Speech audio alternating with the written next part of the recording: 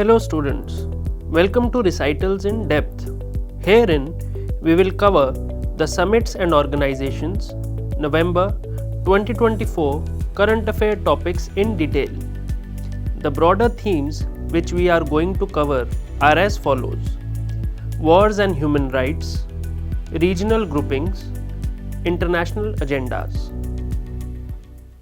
This is our index for the summits and organizations section for the month of November, from page 86 to 92 in your monthly recitals summary. So these will be the topics. There will be themes regarding wars, human rights, regional cooperation and international agendas. We will be dealing each of these topics in detail, in depth, and also a practice question will be given to you in the end, which can be solved with the information which is provided inside the discussion. India makes formal bid to host 2036 Olympics. So as you can see, the IOC session was held in India. International Olympic Association session was held in India, and a formal bid has been placed by the government to displaying its wish to conduct the Olympic Games of 2036 inside the country. Who are the competing bidders? Saudi Arabia, Qatar, and Turkey. These three are also competitive bidders for the 2036 Olympics. And if India succeeds to take this bid, which city will be hosting the Olympics? That will be Ahmedabad, which will be in Gujarat. So this is the introduction, and now we will see what is the International Olympic Committee and what is the procedure to take the membership in this.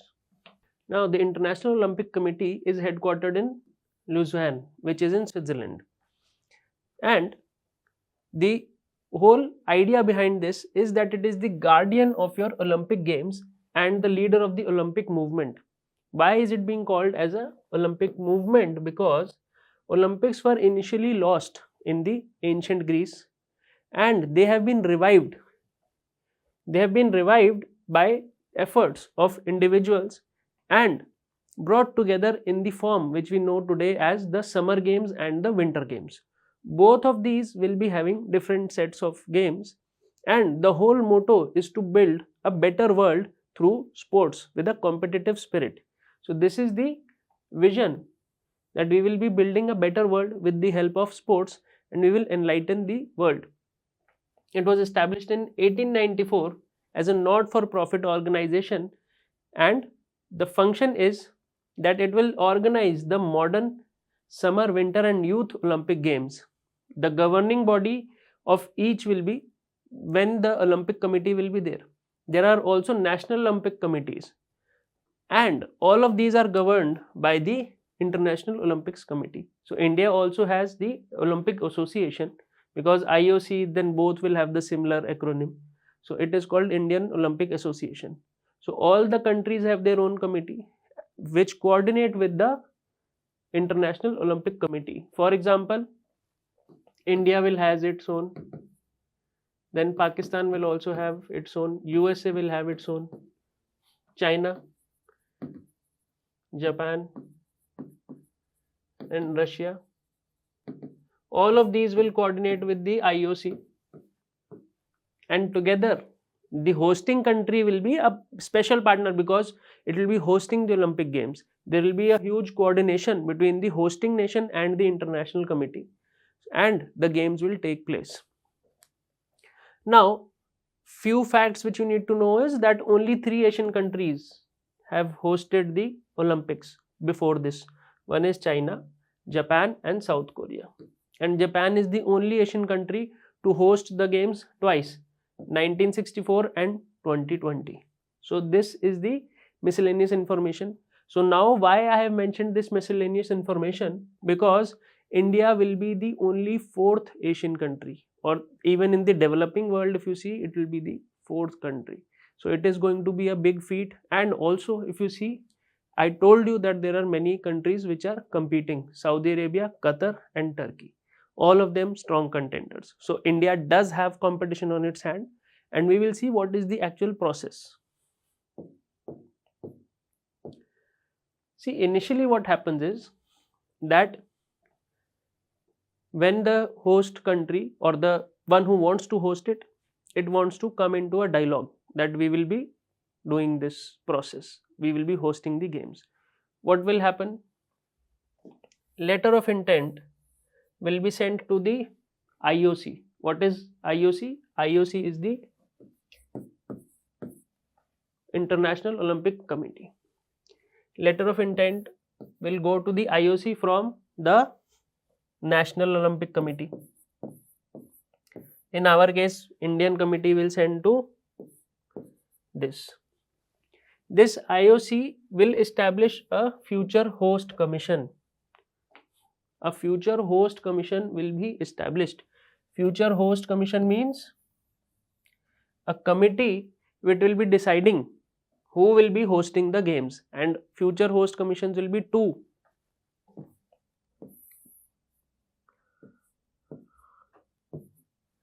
One is for the summer game,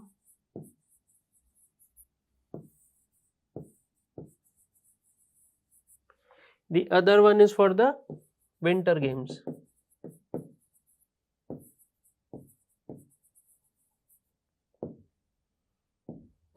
So see this process once again. NOC, the National Committee, will send a letter to the IOC. This IOC, what will we do? Within the IOC, there will be these two commissions made. Future Host Commission. Future Host Commission means it will decide who will host the next Olympics, who will be the future host of the Olympics. One commission for summer games, another commission for winter games. So both these committees will meet. They will individually also sit. For example, there will be N members in this and N members in this. They will be seeing that whether the country can host the game or not. Then when this is done, both these will sit together, whether it is evaluated for winter games, whether it is evaluated for summer games. If both say yes, then there is the dialogue. The dialogue is, it is known as a targeted dialogue. Till the time your candidature is not selected, it will be known as informal. Informal dialogue when you are applying. In the application stage, it is the informal dialogue. When the application is being considered, it means when almost it is finalized that this country will be hosting, they will be known as the targeted dialogue.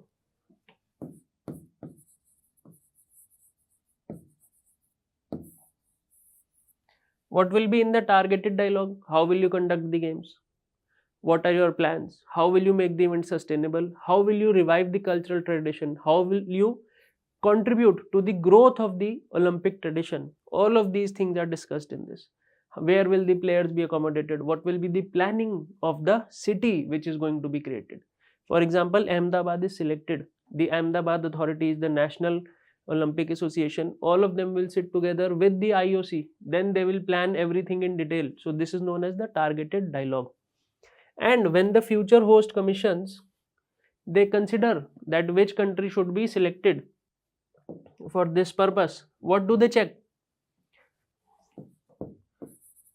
Capability. Capability of the nation to host the games. Capability and capacity of the city. In the city, they will also be seeing the planning. Third, the ability of the country. Ability to conduct the games on time. So being punctual is a very big virtue for the Olympic Games. It cannot be such a situation that the games are being hosted and the events are delayed. So all of these have to be taken into consideration. Cultural values, alignment of values with the Olympics.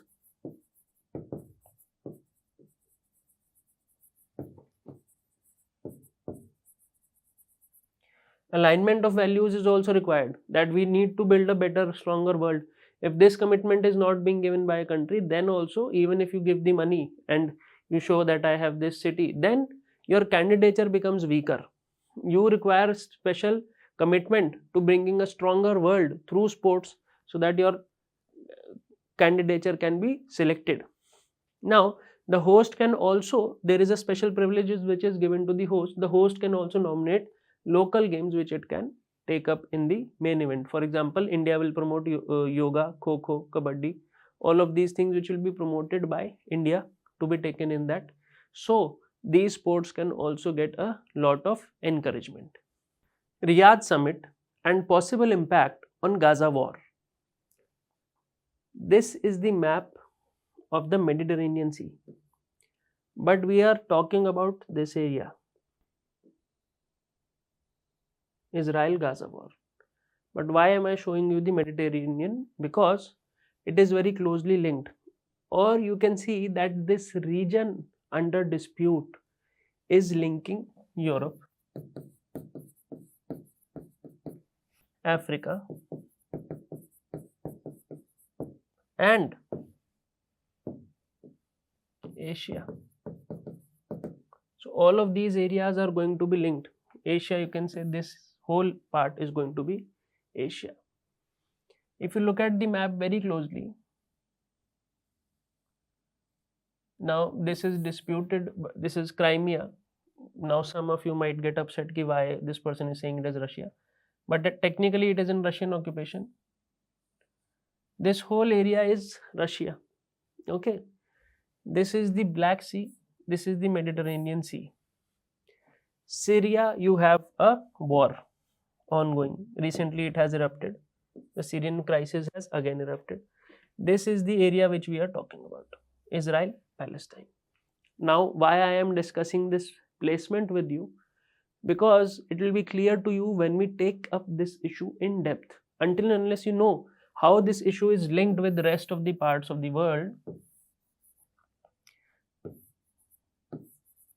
See, this is, you are entering from the Red Sea and the Persian Sea, Persian Gulf to this region. So look at this geographical, this is a melting pot for all the sea lanes of communication. The importance of this area is this. When you study international relations, you will find out that Israel was made here. It was not placed there. Though you can say that 3000 years ago Israel was there, 2000 years ago Israelis were there, Jews were there. But the state of Israel had been created after the World War II. Now, it was seen as a decisive victory of USA in the region. Why? You see, this is Russia, and when USSR was there, then USSR used to come up to this much place. And this region was a traditional foothold of the communist ideology. USA and the West placed Israel here to create an outpost here. Why?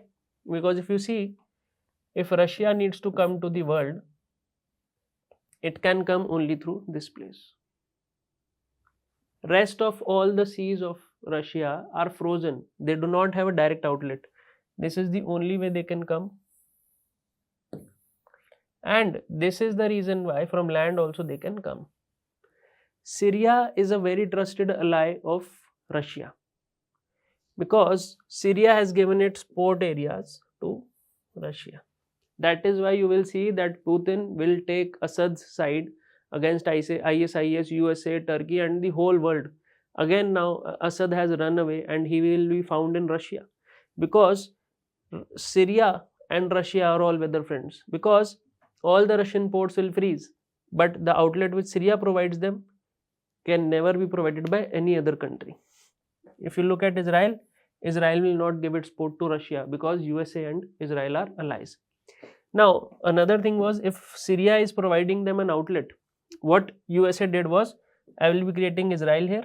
If tomorrow there is a situation that we want to defeat Russia very badly, then we will block this whole area. when Israel invades Syria. So this is your background.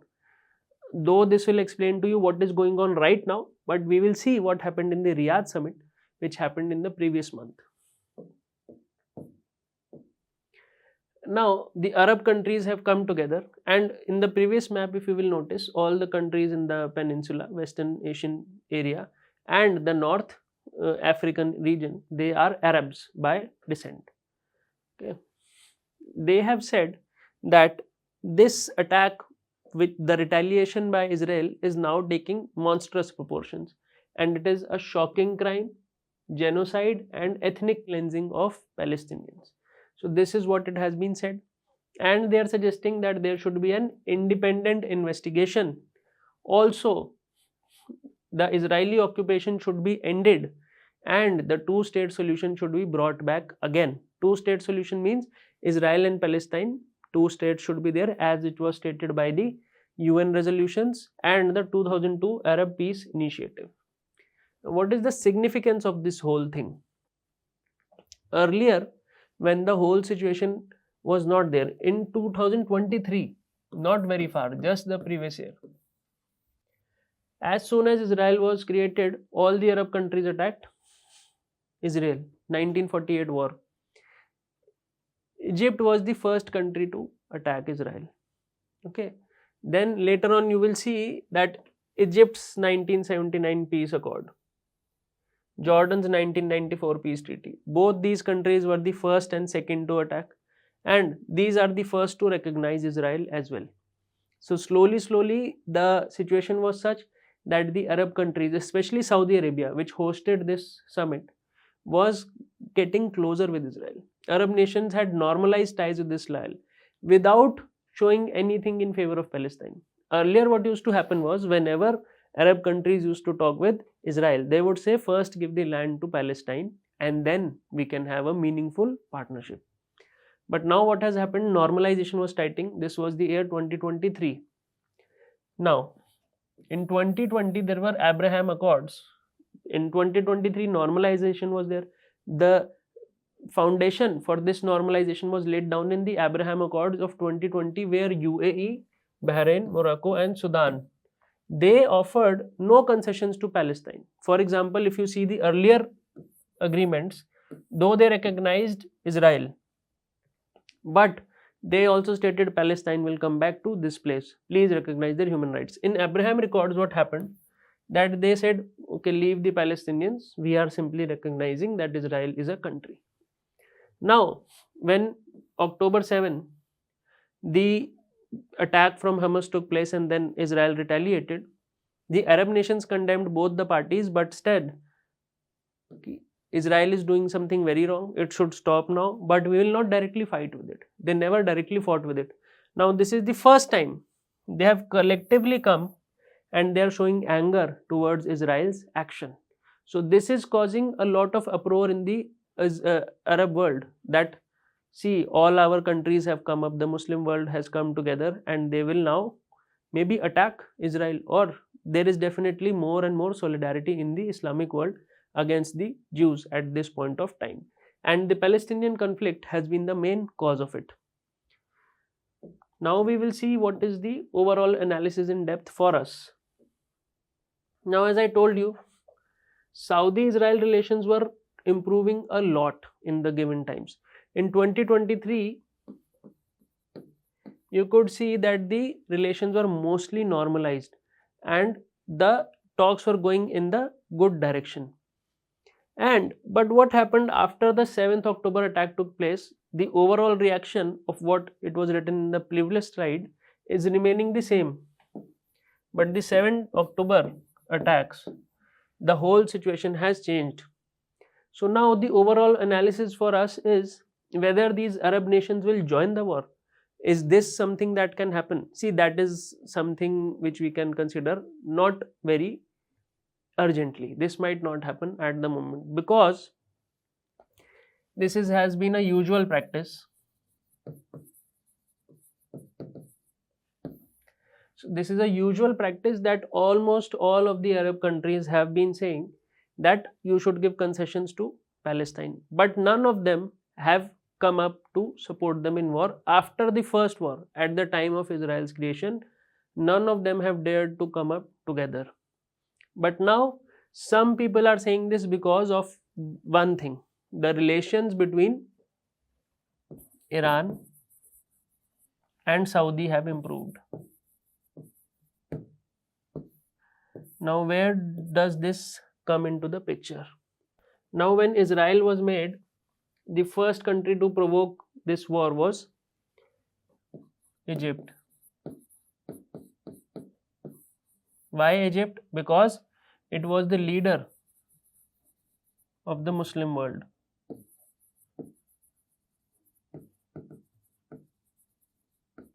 At that time, not now. Because as you can see, in 1979 they made a deal.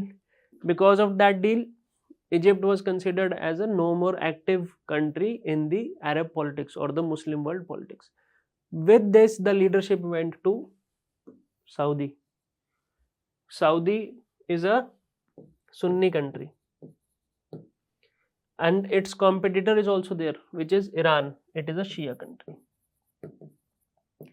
Now, for the dominance over the Muslim world within the Islam, Iran and Saudi Arabia are fighting together. Within this story, there is another character in this: Turkey.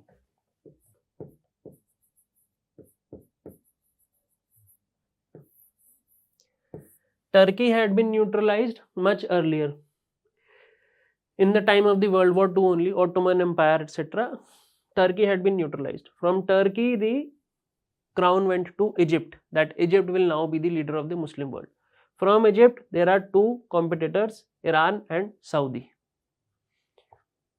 This is also a sectoral difference between the Islam. Basically, there are two sects. One is Shia, one is Sunni within Islam. Just for example, in Hinduism, you may have Vaishnavas and Shaivites. So similarly, there are two sects, though this is not exactly the same thing to explain, but for your clear understanding that there are two types of Islam.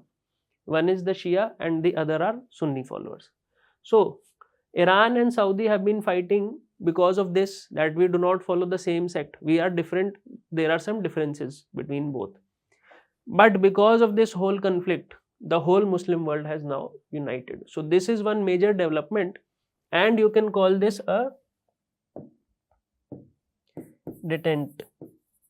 Detente means a relatively stabler period between Iran and Saudi Arabia has emerged, and they both have decided to now live together and first fight the Jews. So this is a major development.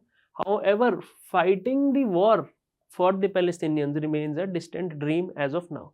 So this is our overall analysis for the Arab nations and this war at the moment.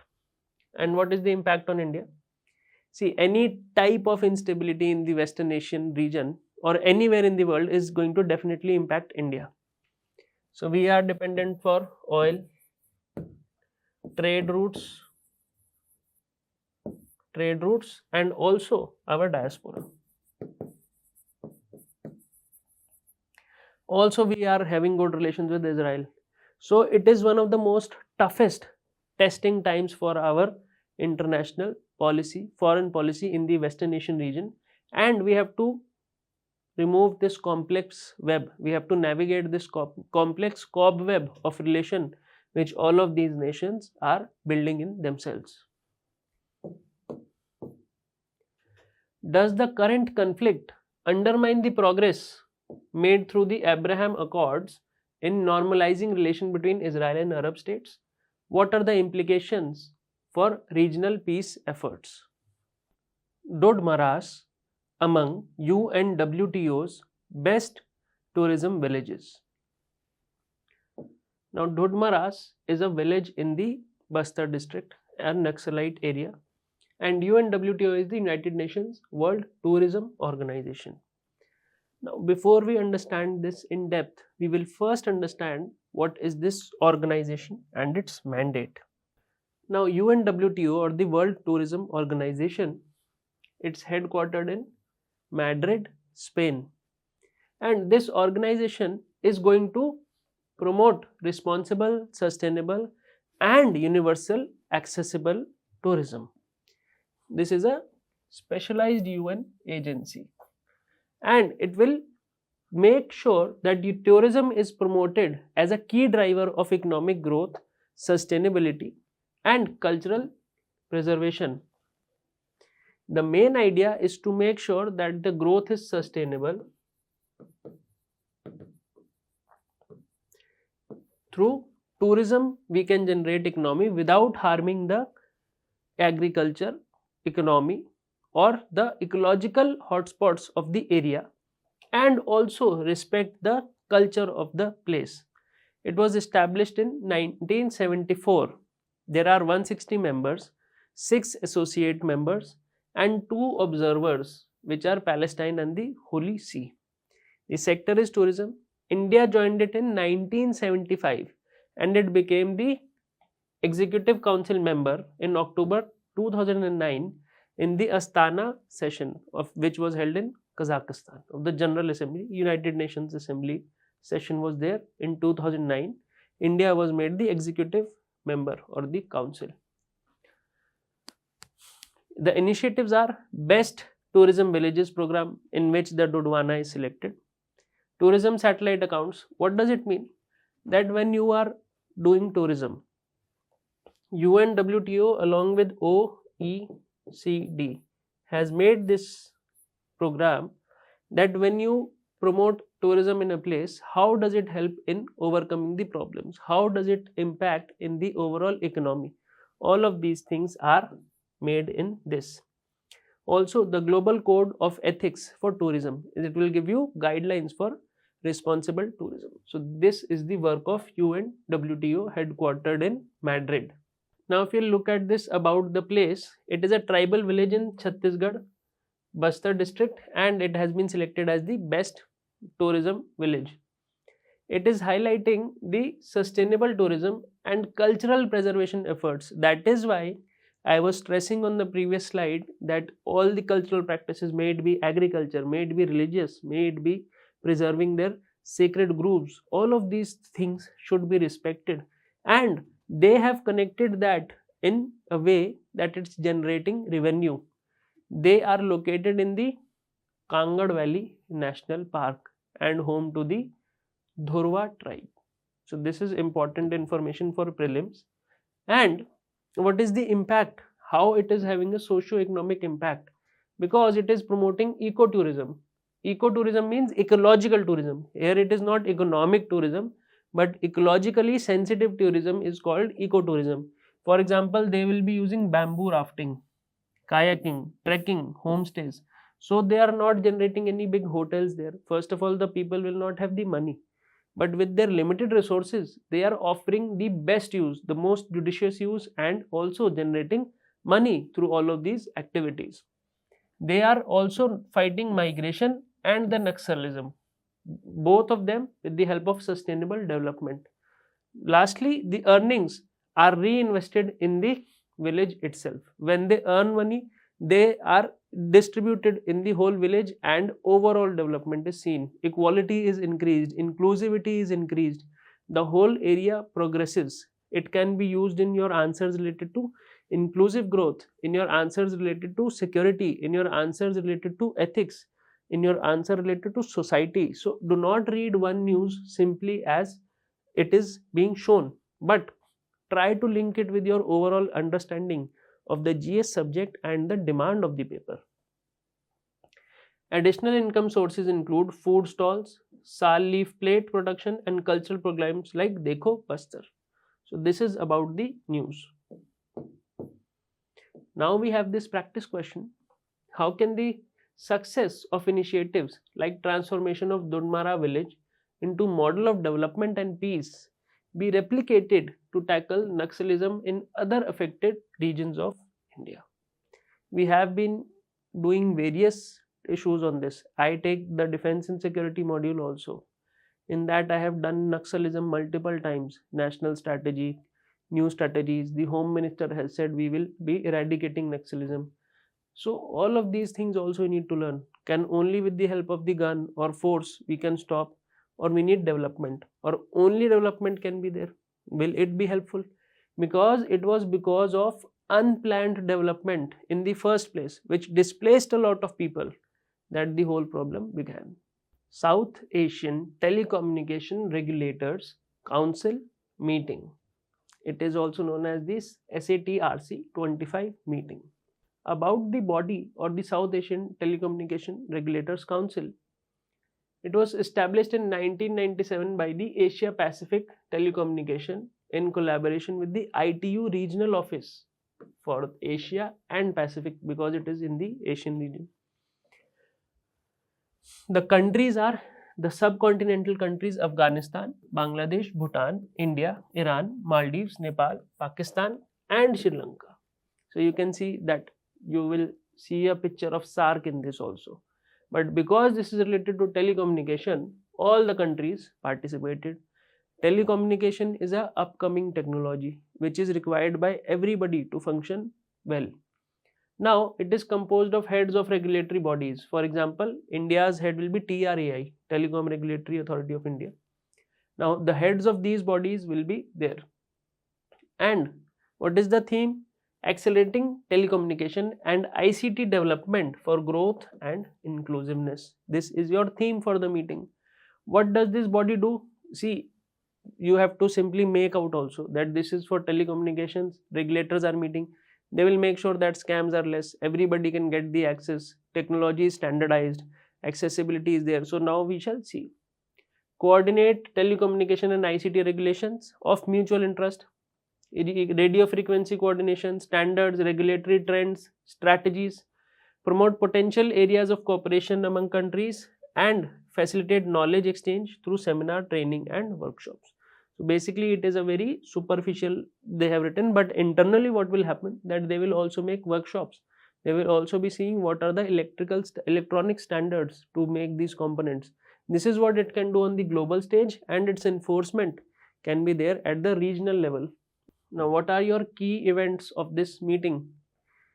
The TRAI in India, New Delhi was the host, and the event was organized by the APT or the Asia Pacific Telecommunity. Delegations from the 8 member countries which were written there were there, and surprisingly Taliban also took part. Taliban, which controls Afghanistan, has taken part, because see, this is the importance of telecommunication.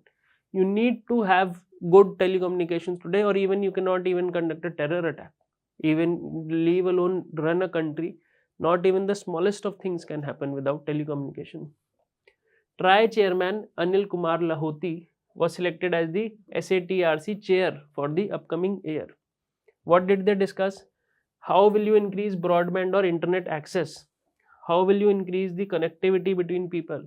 How to tackle cyber security? As I was suggesting earlier, that the guidelines are superficial. Go and look into the depth. See, cyber security is there. Spamming, regulation of online platforms, supporting inclusive development, smart city initiatives. All of these things are today interrelated with the telecommunication sector. So we need to improve our horizon and think beyond what is given in the book and study the things in depth. 10th edition of the Mediterranean Dialogues of the MED. This is the name, MED. It is also known as the Mediterranean Dialogue. Now this was hosted in Rome, Italy. The Foreign Ministry of Italy was the host. From our side, it was Dr. S. Jaishankar who went there. The Italian Institute for International Policy Studies was also a co-host in this. As you can see, we have used this map in the previous discussion as well, in the Riyadh summit. As I've told you earlier, this area for the Mediterranean Sea is a huge gateway to the world.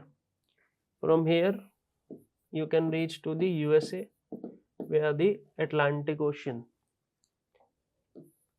Above it is Europe. Europe and USA together are called as the Western countries or the advanced economies. Here you have Africa. Africa, though it is not much advanced, but this area is oil producing. and so is the Central Asia, or you can say West Asia, which is the area where a lot of wars are going on. I will mark them in red: Israel, Syria, and Azerbaijan, Armenia. These are also fighting, and you can see that the African regimes are mostly unstable. And beyond this region, if you come to, if you cross this area, you will see that India is here. Not exactly here, but you will reach towards India from this position. So the whole situation is, Russia is another power which is situated in this region, or which will be fighting for the control of Mediterranean. Now, why do you see so many wars in this area? One is the presence of oil.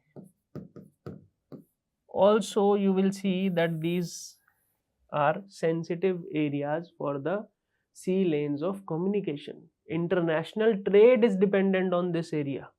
This is a place, or you can say this is a road for ships, connecting network for ships. This is the way or the path through which the ships will go. Whosoever will control this area will control the world trade. So this is your battle, and that is why this whole area is filled with wars. And the control of this area, it is a fight between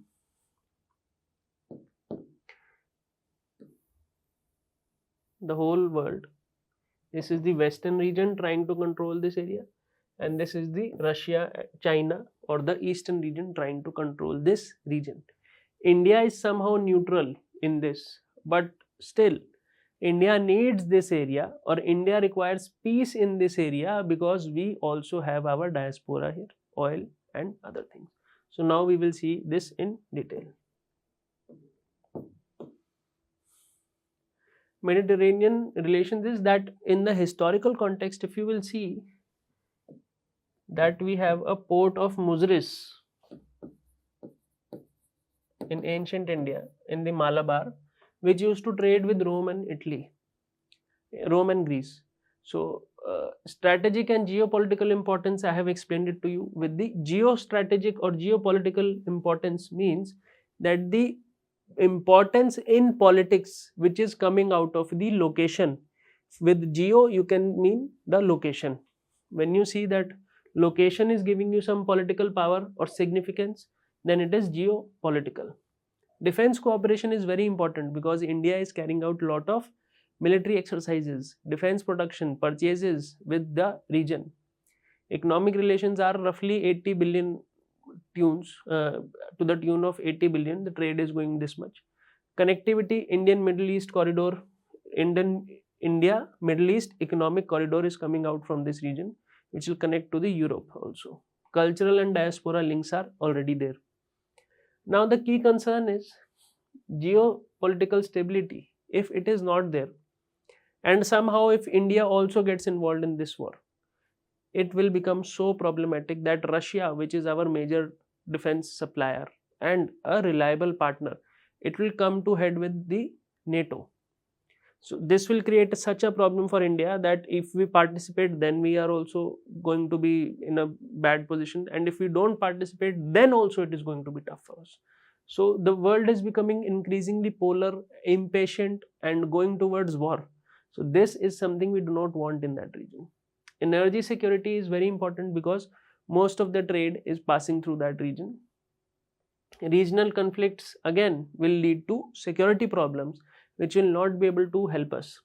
Now, if we are not able to have peace, if the above 3 points are not satisfied and peace is not there,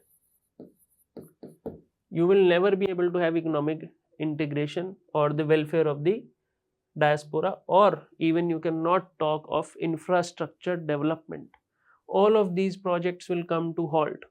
On the whole, you can say that why there is a global slowdown.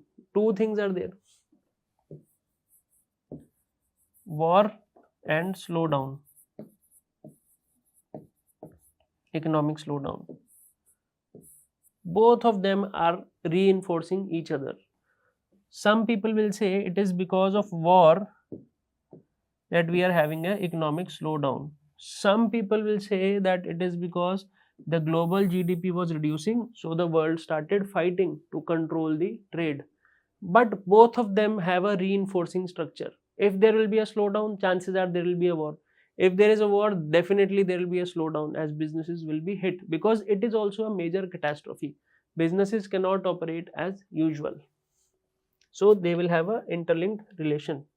So conclusion and way forward is that India has brought up its own image as a Vishwaguru, and it should give the message of peace so that the whole world can live together and move towards a more peaceful and prosperous world. So this is what our approach should be, and that is what has been highlighted by the External Affairs Minister Dr. S. Jaishankar, that we need peace and prosperity in the Mediterranean region so that the whole world can be prosperous. UN advances efforts towards a crime against humanity treaty. Now, to your surprise, Mexico and Gambia,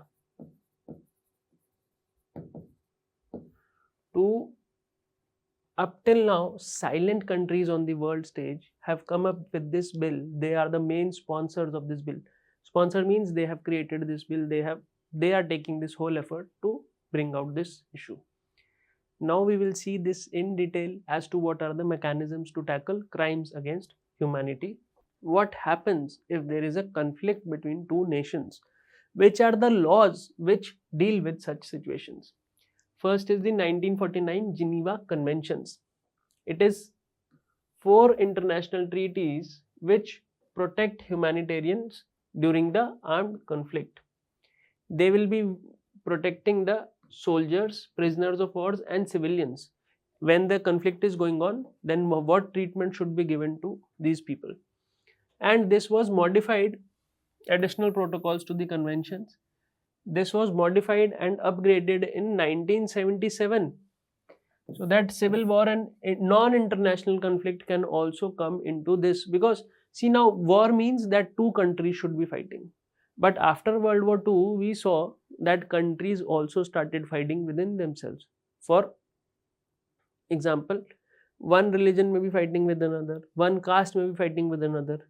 So for these take humongous proportions, and humanitarian aid is required even in this. But the United Nations Council says that you cannot intervene in the domestic affairs of any country. But this is also brought in so that human rights of the people are protected at large. International humanitarian law, or the law of armed conflict, is another treaty. It will be seeing your conduct at the time of a war, what countries will be doing. Now, it will be protecting those who are not actively participating in war. For example, if I am a doctor, or if I am simply living in that country, so can I be attacked? So if the two nations are fighting, and if there is a third person also, for example, if there is a peacekeeping or an NGO worker, can they also be attacked? So civilians, medical personnel, and prisoner of war, so these all should be protected, and limits the methods and means of warfare.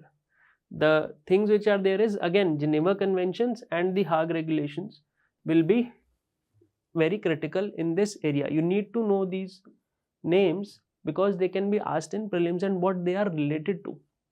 Now, in the Hague Conventions, these address the law of war and war crimes, focusing on the conduct of hostilities, treatment of prisoners, and protection of civilian and cultural property. It should not be that you start breaking the ancient monuments of the other countries. Then we have the International Criminal Court. Now, this is the court which will punish you for war crimes. So this is the main work. Crimes against humanity, genocide, and also the United Nations Charter. It will also be there to govern how the parties are dealing with each other. So these are the laws which will come into the consideration. You should be knowing their names and match the following association, or this convention was in the news recently, where have you heard it, or what is its purpose? So simply you can get a match the following question. Now, why is there a need for a separate treaty which deals with the crimes? First is the legal gap. Now, as I told you in the previous slide, if you were listening carefully, that genocide, war crimes, these are there in the ICC, but they are attacks on a group. The current structure is such that if there is a group which is attacked, for example, genocide of Jews has taken place. So it means Jews as a community are being targeted. They are particularly targeted for a act. Now, if you want to take action against people who have done it, then you can go to the ICC. But what happens if a group is not there, but individuals are being targeted? For example, murder, rape, forced kidnappings, all of these things have taken place, sex slavery. These are not being dealt. So there is a legal gap. Though this is also against the humanitarian laws, as of our understanding, this is against human dignity. As per the evolvement of the human nature in this point of time, these things are not acceptable. So, but they are not mentioned in the law. As you can see, the laws were made a bit earlier. Now, these are the limitations of the International Criminal Court as well, because more than 70 countries are still there who have not signed it. USA, India, China, major countries have not signed it. Then there is a broad scope of crime against humanity. They need specific definitions which needs to be there. It needs to be technically studied and researched, then documented properly, so that people do not play with definitions or technical terms and get away with the legal loopholes. It should also tackle or address the increasing global battles. For example, you take any country at this point of time and there is an issue. You can also see Myanmar also. I am randomly naming. Myanmar is also having an issue there. Bangladesh today is having an issue. In Sri Lanka also there are humanitarian issues. So in every country it is there, and still we are not able to address this properly. Also, why is this being increased if the previous laws are good and we feel that no, there is no such need? Then why is it that we find daily that there is one sad news that the human rights are violated? It also wants that there should be universal accountability. These 70 countries which were not there, who have not signed it, they make it easier for others also to flout the rules. And if everybody will sign it, it will be more enforceable. There will be more international pressure and the overall problems will be reduced. With ongoing efforts to draft a global treaty on crimes against humanity, how can the international community address the challenges of ensuring universal ratification? Universal ratification means how to ensure that everybody will sign this treaty. Preventing selective enforcement, that means that we will use this selectively. And balancing state sovereignty with the need for global accountability. What role should India play in shaping the framework of such a treaty? Second, India CARICOM Summit. CARICOM is basically a Caribbean community or people who are living in the Caribbean Sea, countries associated in that area. Now, this is the region between the two Americas, North America and South America continent. Okay, so you can see Bahamas, Jamaica, Haiti, Antigua and Barbados, St. Kitts and Nevis, Dominica, all of these small countries which are in the Caribbean Ocean. This is the North America, this is particularly USA, Mexico and the South America. Based on this, we will now study this body. Now, CARICOM, it is established in 1973 and the treaty is Treaty of Chaguaramas. This is very important. All the treaties which have come in the previous segment and the treaties which are being named here, these are very important for your prelims examination. They can ask you, the Treaty of Chaguarama was recently in the news. What is it related to? And CARICOM is not a body which we study every day. So it is very probable for your upcoming prelim. Members were Barbados, Guyana, Jamaica, Trinidad and Tobago. It is one of the oldest surviving integration movement in the development world. It was revised to allow for establishment of a single market and single economy. So they will be acting like a single economy now, as the European Union does. So what is this? Earlier also steps were taken. Now earlier political union was made, which made the West Indies Federation. Later, the Caribbean Free Trade Association, or the CARIFTA, was made in 1965. 58 we have the West Indies Federation. In 1965 we have the CARIFTA, or the Caribbean Free Trade Association. After that we have the Caribbean Community, or the CARICOM, in 1973. This is the background or the overall evolution of this group. There are 21 countries and it is developing countries, not developed. So in that region you have small island states, they are all developing, and this is the region where they will be found.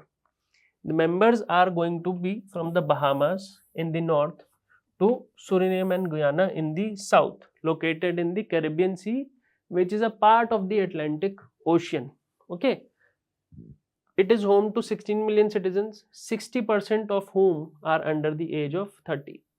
So in this year means you had a question related to demographic winter, means people are aging, but in this situation you can see that they are very young population, just like India. They are basically even more. So the ethnic groups are indigenous people, Africans, Indians, Europeans, Chinese, Portuguese and Javanese. So very diverse culture is there. English is their primarily language, along with French, Dutch and various African and Asian languages. So totally cosmopolitan. What will this group do? What will be the objective of this CARICOM? That it will work on economic integration, having a overall similar foreign policy, so that they can ask for better demands if they come together. Otherwise these are very small countries which can be easily played with. Then human and social development, also security of their region. Now if you will see that the Indian foreign policy is become so proactive that it is having a reach out towards them. Now the key pillars to strengthen them is trade, technology, tourism, talent, tradition, small and medium enterprises, renewable energy and climate change. Now these issues are so important for these small countries that the population is also small, sparsely populated. They also need education. They are also tackling with the climate change, and India plans to help them in all of these sectors. May it be trade or technology, India is giving them beneficial treatment. Even in tourism, it is being promoted. Hirings are being done. Small and medium enterprises is a place where India has a lot of expertise. So this is being shared. Now this is the effort, but what is more important for us is this part. What is the significance of CARICOM or the Caribbean area for India? Strategic expansion. Strategic expansion means it is the backyard of USA.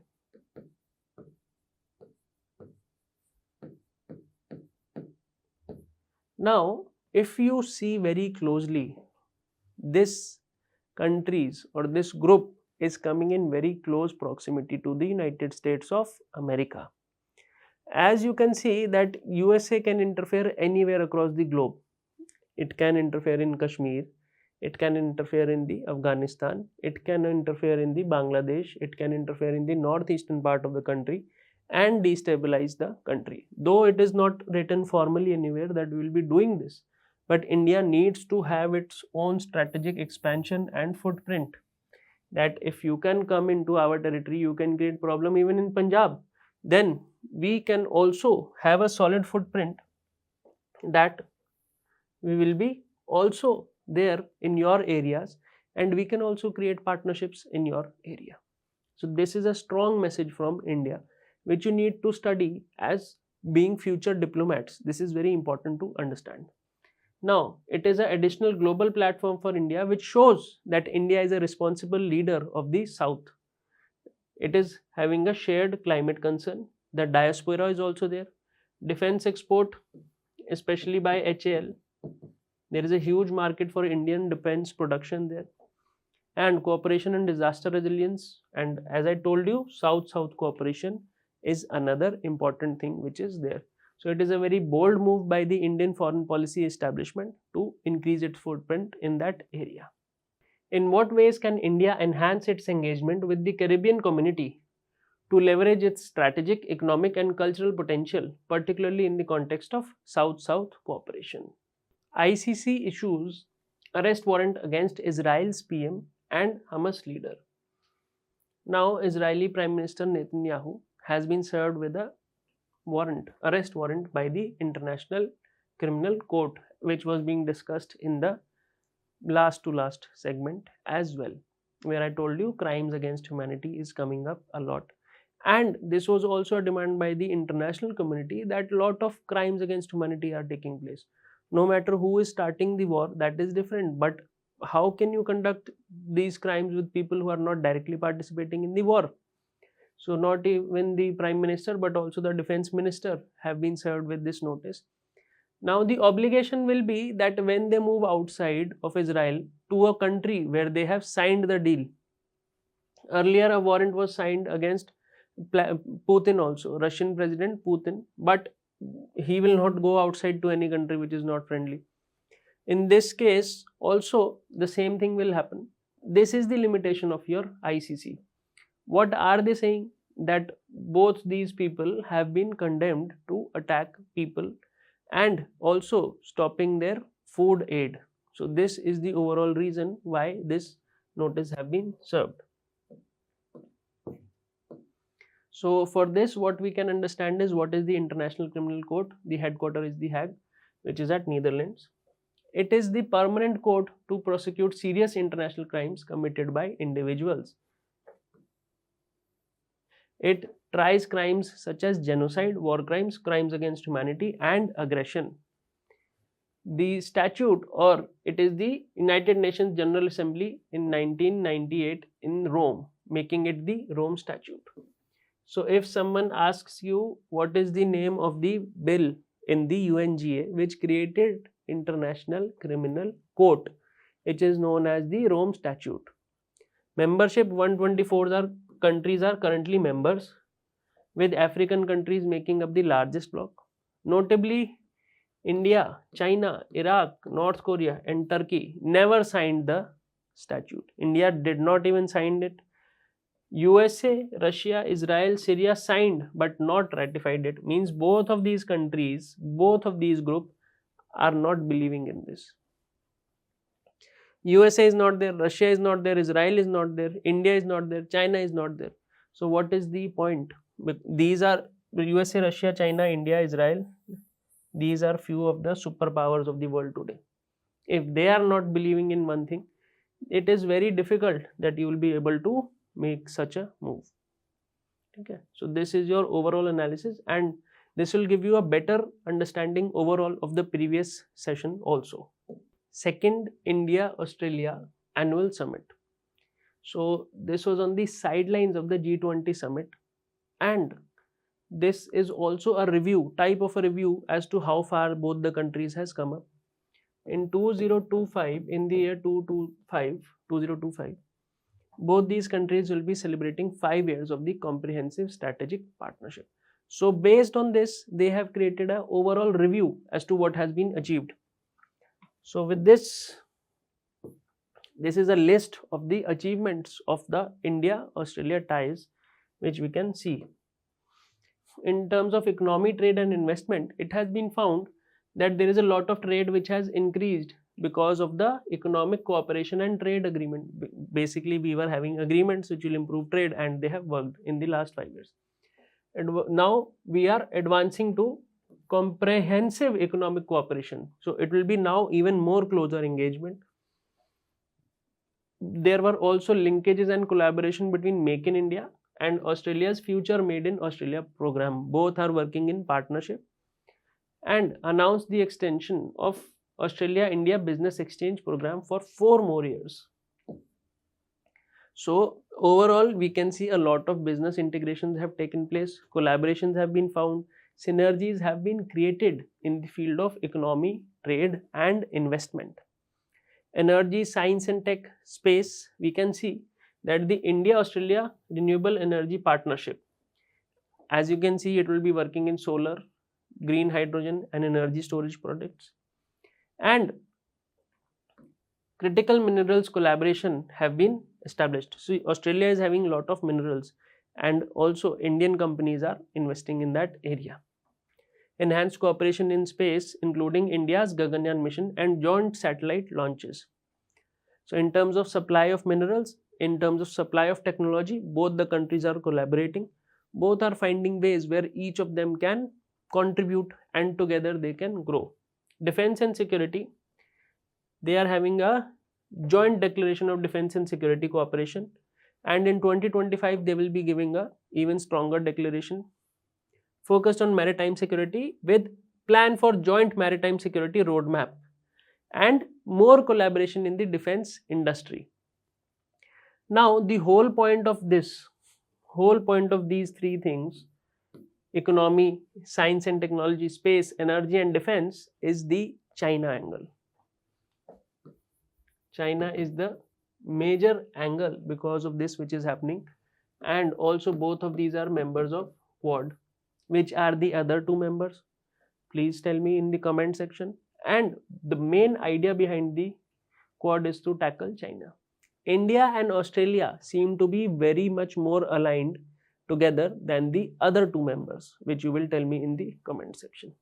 Parliamentary, education and people-to-people ties, they have acknowledged that there is a cooperation which is vital to strengthening this partnership, is that both the MPs or both the people in political power in the countries acknowledge that there is a need to integrate both the ties together, and new consulates in Bengaluru and Brisbane to strengthen the relations. They have highlighted working holiday maker visa and mobility arrangement for talented early professional scheme mates. So they are related to providing working facilities to Indians in Australia. APEC Summit 2024. Now, Asia Pacific is the area, Asia Pacific Economic Cooperation.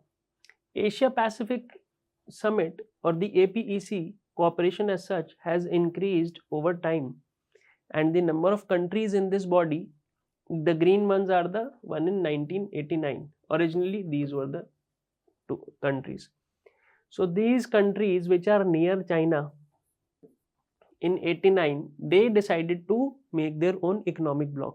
This is very much linked to the ASEAN, and USA will always be there in such a body, otherwise it will not be successful.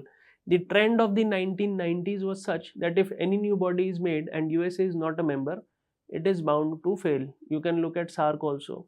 Okay, so anything which was done by USA, because in 1989 it was almost certain that the USSR has become weakened, and when the decline of USSR actually happened and it was disintegrated, USA emerged as the only superpower. So you will see that within the 90s this organization expanded very fast. The Russia even became its member, and the extent is such that the whole rim of the Pacific or the whole boundary of the Pacific is a part to this, and this is also the new hotspot of global politics. This whole region is the new playground or the battlefield between USA and China. This is your significance. But this is simply related to trade, not to the overall dimensions which we usually see in the news. Now, what is this APEC? The aim is to leverage the power of interdependence in Asia Pacific and greater prosperity for the people through economic integration. It was established in 1989, as I had shown you in the map itself. Economic forum working in non-binding commitments, with decision taken through commitments and consensus on a voluntary basis. So you will meet there, it will be an informal type of a meeting. If all the parties agree, the decision will be made. Okay. And the member countries that I had shown you in the map: Australia, Brunei, Hong Kong, New Zealand, Papua New Guinea, Philippines, Indonesia, China, Japan, South Korea, Russia, Canada, USA. All of these which are in the rim of the Pacific area, they should be independent economic entity. It is not talking that we have member nations. It is saying we are the member economies, because that area is so volatile. That meeting here is simply related to rules of trade, that we will discuss how the trade will be done. We will ensure that peace will be there, and there is a general agreement as to how trade will keep on continuing. Now, what happened in this summit? The key highlights are, it was there in Lima, which is in Peru. As I told you, Peru was also a member. You could see it on the map. And the theme is empower, include, and grow. Now we have seen various declarations, Hague Declaration, Rome Statute. This is a very rich session for the pre. We have the Machu Picchu Declaration as well, which is talking about the epic economies, and they will become ambitious economies and achieve the status of developed nations, all of them in the group. So USA is already there, but rest of the countries will also grow. What is the Lima roadmap? Lima roadmap is also accepted to promote the transition to formal global economies. What is the ICMA statement? A new look at the free trade area of Asia Pacific agenda. And what is the overall thing there? That we will all support rule-based multilateral trading system and the APEC Putrajaya vision, including sustainable and inclusive development. So AOTRA plan of action. All of these things you will see. Putrajaya vision is related to APEC. The AOTRA plan of action is also related to APEC. Machu Picchu Declaration, Lima Roadmap, ICMA statement, if any of them come, this is a very good potential question for your prelims. How many of the following are related to the APEC summit? Simply this type of a question can come. The first ever Global Maritime Conference. Now, with the growing stature of India on the international front, India has also shown its capability in the time of COVID, in times of giving free medicines to the whole world. But it is not a fake promise. India is also showcasing it with the help of economic might. So based on this, India is trying to bring up a discussion or a dialogue based to how to leverage the seas for the world to grow. So we will discuss this in the following slide. Sagar Manthan was the name of the event, and it is the Great Oceans Dialogue. The main idea was to discuss trade and the potential of the oceans.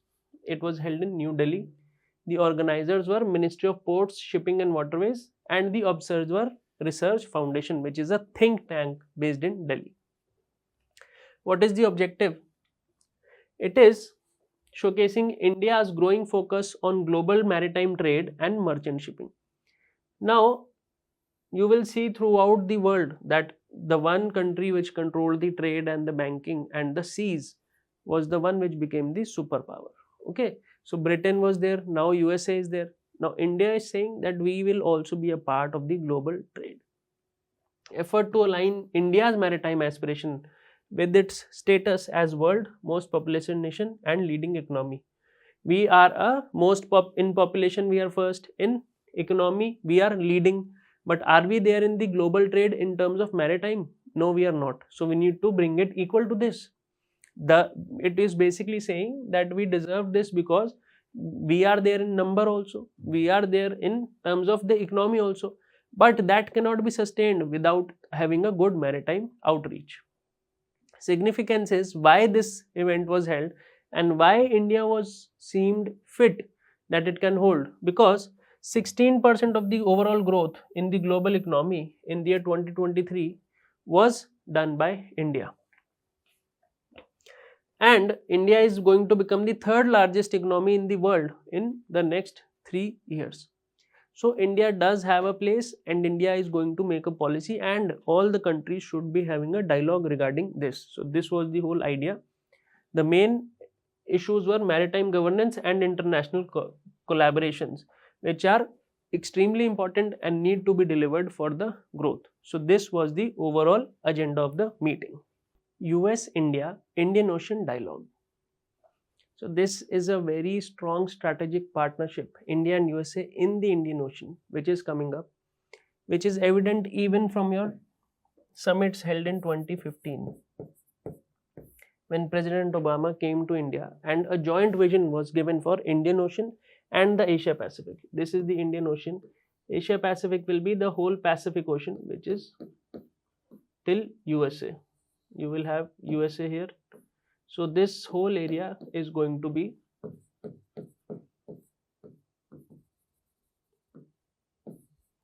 So the whole area which is there is having a common policy. So this is your whole agenda, that the whole region, a vision for this place. And again, you can see the key driver behind this is China,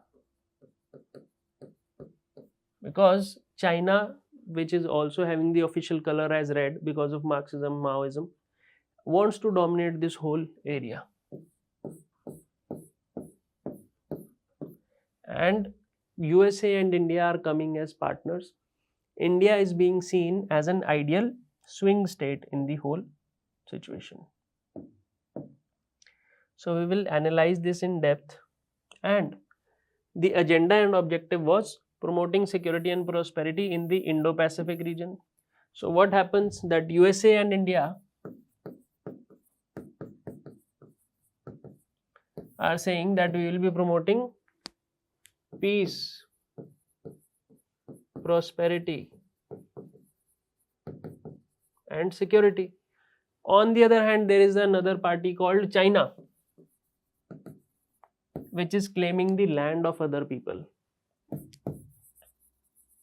It has a dispute with Japan, it has a dispute with Taiwan, it has a dispute with Philippines, it has a dispute with Thailand. With every country it is having a dispute. So you can simply say that USA and India are posturing as a country that we are responsible for peace and stability in the region. So where will most of the partnerships in the region go? Where will be the hegemonic, or means where will be the soft power? Who will the people be attracted to? So this is your analysis for the region. Then they are also discussing on the critical and emerging technologies, innovation and production. So this is the main agenda behind the partnership between India and USA, that we will also be talking on upcoming critical technologies which are very critical in the upcoming world for wars as well. So communication, artificial intelligence, all of these areas, defense technologies. And also when you talk about India and USA and India,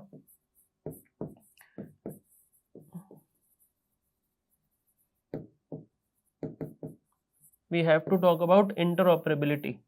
What is interoperability? That use of each other's military infrastructure. This means that the US Navy, USA's Navy can come into Indian naval base and get its servicing and replenishment done. Similarly, India can also go into the US naval base and get it done. In the Indian Ocean, there are many USA's naval bases. So this is the overall importance. And when this is there, it means there is a very strong alliance. So this has been specifically done keeping in mind the Chinese challenge in the region. So whenever you do this analysis, in-depth analysis of India and USA in the Indian Ocean, interoperability is a very good keyword which should be there in your answer. How does the evolving India-US partnership influence the strategic and security dynamics of the Indian Ocean region? Can this collaboration effectively counterbalance China's growing presence while also addressing challenges like maritime security, economic development and regional stability? So what it is trying to ask, that is India and USA partnership enough to help you from China? Also, can this competition between USA and China, as I had showed you in the APEC slide, that is the battleground for USA and China right now. Now, within that, within that challenge going on, within that battle going on, can you still assure that there is maritime security for all? Economic growth is also there and the stability of the region is not lost. Can this be done? So this is something you have to think about and write in your answer. Israel bans United Nations Relief and Works Agency. So this is the UNRWA. You can see that it is written a health center which is there in Jerusalem. So this is doing the work of relief and other social works which will be helpful for the refugees. This is working in Palestinian region. Now Israel has banned this. Now look at the politics behind this. On 7th October, there was an attack on Israel by the group Hamas, which is declared as a terrorist organization. What happened on this day is that the attack took place. Now, after a year, the war is at its major scale. Now, the cost has escalated, and most of the refugees are getting aid with the help of this agency, which is a part of the United Nations. So RWA, Reliefs and Work Agency, will take care of the Palestinian refugees, and it is operating in that area. Now what is the objection which is being raised by Israel? Now Israel is saying that the attack which took place on 7th October, this was done by Hamas. Israel is stating that this UNRWA helped Hamas to carry out these strikes. In fact, many of the workers of UNRWA were actively helping them on the ground. So now these are very serious allegations from a country to a party which is there in the United Nations, or agency of the United Nations which is there to protect the refugees. So this is something which has been labeled against the UNRWA against the Israel. What is UNRWA and Palestine saying in this? So UNRWA and Palestine will say that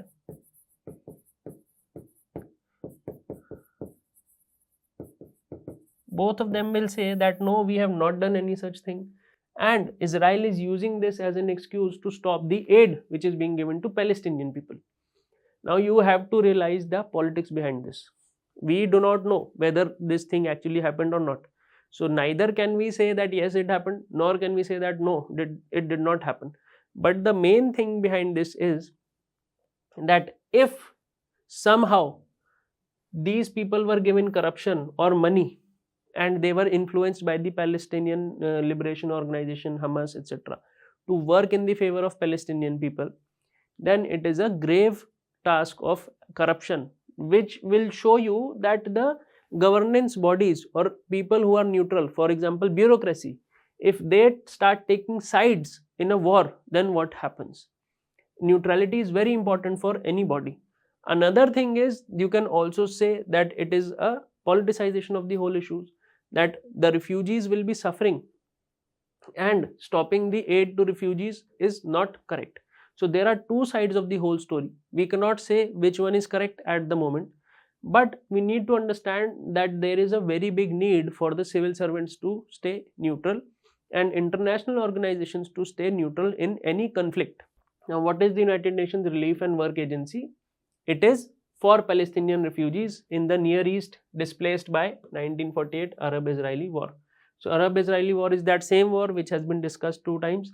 When Israel was created, it was attacked on the very first day.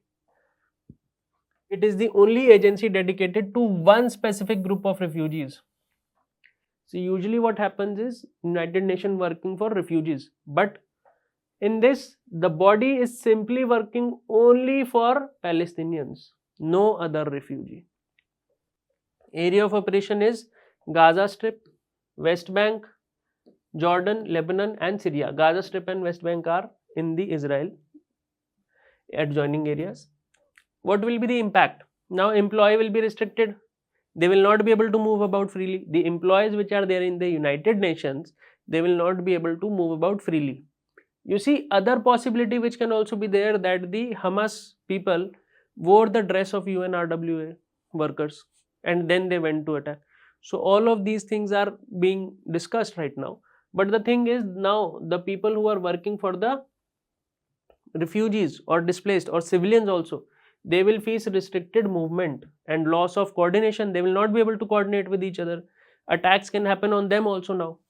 And it will also restrict the aid which is being provided to the Palestinians or the people in Gaza, which will affect the 2.4 million displaced people. So it is something that we all need to learn, that even if there is a conflict going on, humanitarian aids can suffer by improper use. Either it can be due to corruption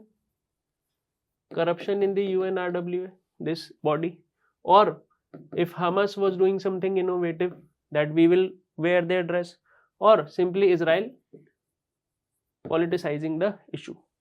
So we have to see that in the end the human rights should prevail, and to do that your answers should be, and your duty should be done in a neutral manner and not siding with one or the other. Thank you so much.